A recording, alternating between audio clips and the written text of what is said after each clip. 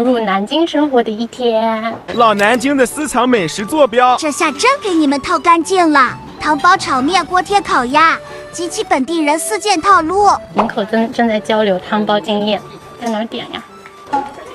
哦，在这儿点的。我们要了1笼汤包和1份鲜肉小馄饨。他们家得在外面点餐，老板在这里包馄饨。我们学着本地人在附近买了2杯豆浆，挺好喝的，是小时候那种豆浆的味道。这个卤汁还是烫的，我还蛮喜欢南京的烤鸭的。其实我喜欢这种甜甜的卤汁。而且我发现没有怎么踩过雷。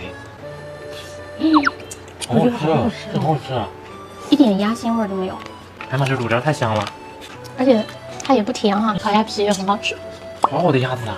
我感觉是我吃过这么多家里面，我觉得最好吃的一家。这家烤鸭叫红兵烤鸭店，是我们非常随机且临时挑选的一家，所以更有一种开盲盒开到隐藏款的惊喜。就像我们一直说，旅行的快乐很大程度上来自于探索，那就进今天探索发现的宝藏吧。汤包来了，我们坐的地方上面就有介绍徐建平汤包的故事，然后刚刚端汤包上汤包做汤包的姐姐就是徐建平本人。很难遇到就是一家店开了这么多年，而且在那么出名的情况下，还是创始人本人在做。全是汤，哇，它皮也不破。您看过这个汤了吗？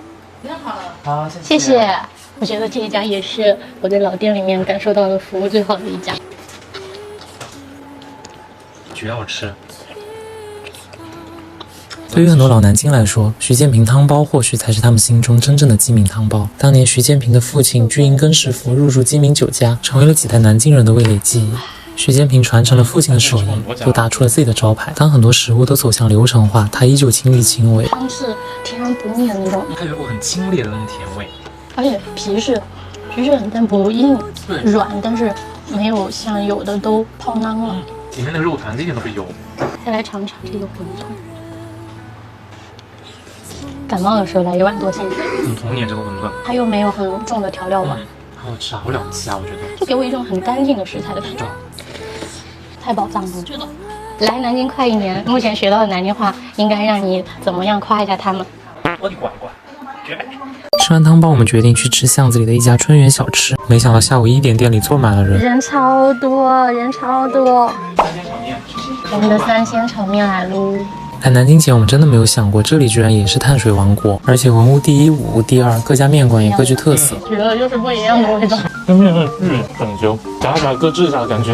我刚刚把面想要从下面挑起来的时候，我的手都有点抖。可能很多朋友无法理解炒面有什么稀奇的，但是南京的炒面主打一个配料丰富，是不是都没有进那么多油？春园的一大亮点就是面条非常干爽，缺点吧可能就是过于干爽。当然，这样的家常调味对很多人来说也有情怀加成，毕竟它穿过了时间嘛。我们现在打算去对面这个凤凰园牛羊肉吃一下锅贴，开心吗？又要吃锅贴了。开心。我喜欢吃油炸，我喜欢吃牛羊肉。提起南京的锅贴，很多朋友都知道李记，但如果你也像我们一样不喜欢排队，可以试去找一找这些有点年头的老店。1两牛肉锅贴，这边就完全都是街坊在吃。南京的锅贴在煎制过程中用的是菜籽油，所以锅贴会呈现漂亮的金黄色。这一刻又想到我们第一次来南京跨年的时候，在2023年1月1号的早晨，我们第一次吃牛肉锅贴，命运的齿轮好像就从那一刻开始悄然转动。你可能会问我们为什么在开头说融入南京，因为我们也想在走街串巷寻找当地美食的过程中，找回当初那股不顾后路也要搬来南京的热情。变化的体验感固然新奇，但成年人嘛，在漫长的不便里寻找乐趣才是永远的功课。